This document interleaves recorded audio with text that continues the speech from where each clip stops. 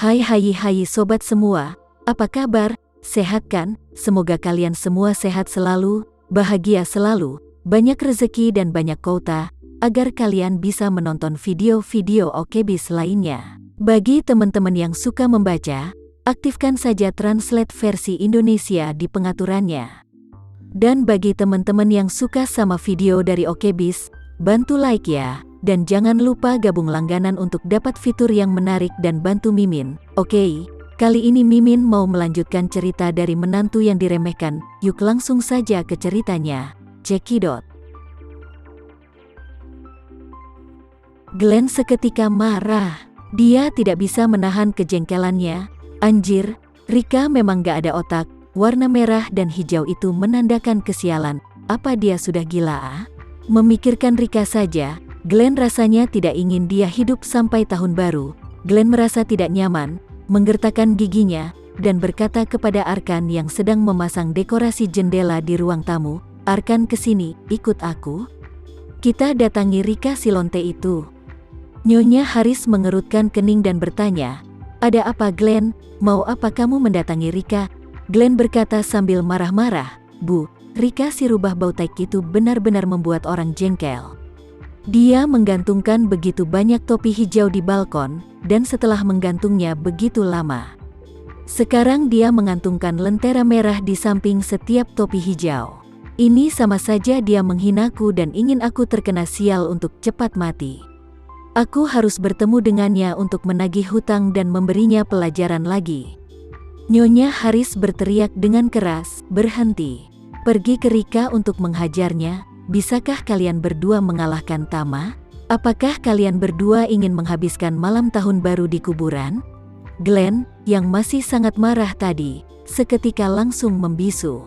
Kekuatan Tama sangat di luar nalar manusia. Jika dia membiarkan putranya pergi untuk menghajar Rika dan di situ ada Tama, itu sama saja seperti mengirimnya ke kuburannya sendiri. Memikirkan ini, dia tidak bisa menahan untuk mengertakkan giginya. "Bu, aku tidak punya urusan dengan Tama, tapi bagaimanapun juga, aku tidak bisa membiarkan Rika menghinaku seperti itu apalagi di tahun baru seperti ini." Nyonya Haris berkata dengan pasrah, "Biarkan saja dia. Itu tidak penting. Sekarang untuk keluarga kita, apa yang paling penting? Apakah gengsimu? Kau salah bila gengsimu selalu kau turuti. Sekarang yang paling penting bagi keluarga kita adalah uang." Glenn berkata dengan marah, "Kalau begini caranya aku bis gila karena si lonte Rika itu? Kapan aku bisa memberinya pelajaran, Rika sialan?" Arkan berkata dengan wajah marah saat ini, "Ayah, bukankah kamu selalu mengatakan kalau ingin mencari kesempatan untuk menghancurkan Rika? Jika kamu memerintahkanku, kami akan melakukannya secepat mungkin. Kita akan melakukannya sebelum tahun baru. Biarkan keluarga Tama mengalami tahun baru yang menyedihkan. Jika ini terjadi, Tuan Edi Wibowo juga akan senang. Jika kita tidak akan pernah mulai menghancurkan keluarga mereka, Tuan Edi Wibowo pasti juga akan segera kehilangan kesabaran dengan keluarga kita nanti." Ekspresi Glenn membeku sesaat, dan dia berseru, "Iya bro. Si Rika babi itu memiliki plester di kakinya, dan dia tinggal di rumah sepanjang hari dan tidak pernah keluar. Kita tidak punya kesempatan untuk menghancurkannya, tapi dia sepertinya sudah melepas perbannya sekarang. Sekarang, dia harus mempersiapkan tahun baru dalam 3 hari ke depan. Menurutku, Rika pasti akan keluar. Lebih baik kita mencari kesempatan untuk menjebak dia dan beri dia pelajaran yang tak terlupakan." Setelah itu, dia menatap Nyonya Haris lagi dan bertanya, "Bu, bagaimana menurutmu?" Nyonya Haris merenung sejenak, dan mengangguk, "Iya gak masalah. Kita memang benar-benar harus memberi pelajaran pada Rika. Setidaknya kita harus memberi sedikit masalah bagi keluarga Tama, kalau tidak Edi Wibowo tidak akan merasa senang." Kemudian, Nyonya Haris teringat sesuatu dan berkata dengan penuh semangat, "Edi Wibowo akan datang ke Jakarta besok untuk memeriksa beberapa proyek. Kemungkinan dia akan menginap di Jakarta." Ketika Glenn mendengar ini, dia segera setuju, "Bu, bukankah ini kesempatan yang bagus untuk menyenangkan Tuan Edi Wibowo? Dia membiarkan kita tinggal di villa ini dan membangkitkan kembali Haris Group dan berinvestasi untuk kita. Tuan Edi Wibowo juga membantu kita tinggal di dekat keluarga Tama untuk membuat mereka tidak nyaman. Terus terang, jika kita tidak pernah melakukan apapun untuk Tuan Edi Wibowo, suatu hari nanti, kita akan bernasib buruk.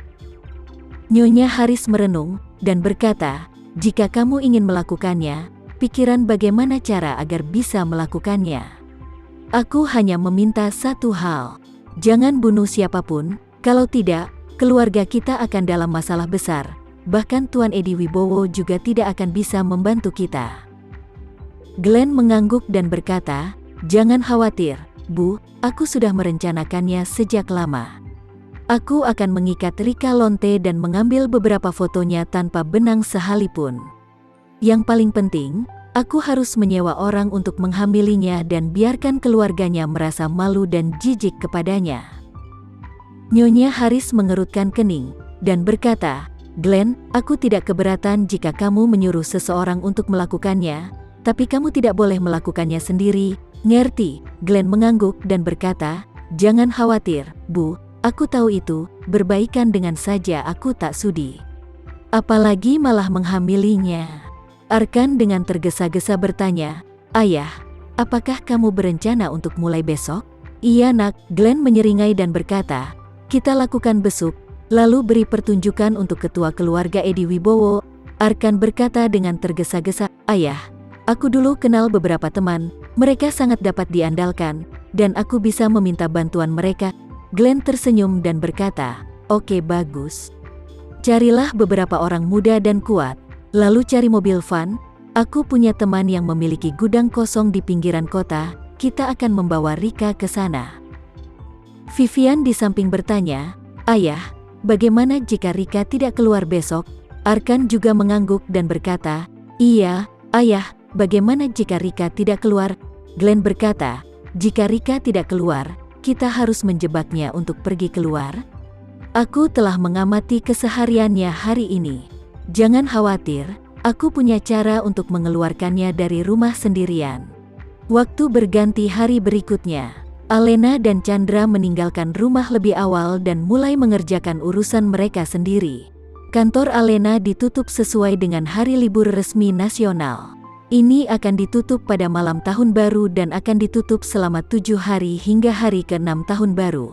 Adapun Asosiasi Kaligrafi Lukisan Chandra, itu adalah kelompok orang yang hobi dengan barang antik, jadi tidak ada yang namanya liburan. Chandra tidak berurusan dengan Rika di rumah pada hari kerja, jadi dia tidak sabar untuk berada di Asosiasi Kaligrafi dan Lukisan pada hari pertama tahun baru. Rika tidak memiliki banyak hiburan, dia menyiapkan bahan-bahan untuk makan malam tahun baru sendirian di rumah. Dan Tama, setelah bangun pagi, dia memeriksa laporan operasi BW Powder dari Rudy di ponselnya. Saat ini, beberapa lini produksi Koba Powder di Jepang telah mulai beralih ke BW Powder dengan lancar, dan sejumlah besar persediaan telah tersedia dalam jangka waktu tertentu. Tama berencana menjual BW Powder pada hari pertama tahun baru Imlek di Jepang. Pada saat itu, semua stasiun TV besar Jepang juga akan menayangkan dukungan kepada Gema untuk iklan BW Powder. Sebagai salah satu aktris paling terkenal di Asia, pengaruh Gema di Jepang tidak bisa dianggap remeh. Selain itu, efektivitas BW Powder jauh di depan pesaing serupa, jadi Tama yakin ini akan menjadi viral di Jepang. Ketika Rika di bawah sedang menyiapkan bahan-bahan, bel pintu berbunyi. Dia melangkah keluar halaman, melihat seorang kurir berdiri di luar pintu, dan langsung membuka pintu halaman. Kurir itu bertanya padanya, apakah ini rumah Nyonya? Rika mengangguk, iya ini saya sendiri. Ada apa? Kurir laki-laki itu menyerahkan sebuah paket kecil kepadanya dan berkata, selamat pagi Nyonya Rika, ini ada paketan untuk Nyonya. Tolong tanda tangan di sini, untuk saya. Rika sedikit terkejut.